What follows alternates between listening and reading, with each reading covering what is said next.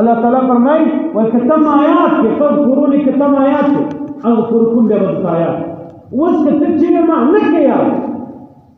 بیام اللہ فرمائی الرحمن الرحیم بسم اللہ الرحمن الرحیم الرحمن کی اللہ تعالیٰ فرمائی پر دنیا کی ذات آیات دوم ندی لکو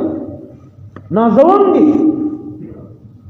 سیسوک ما یادیت آغت آغت دیر نازوان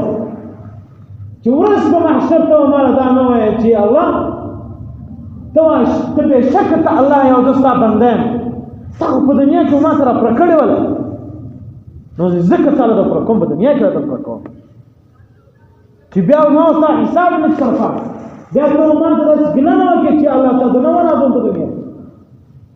بیا هم ته یو د پرکوم بیا هم ته انسان و صحابي وایي امام غزالی وایي د انسان په نا خوش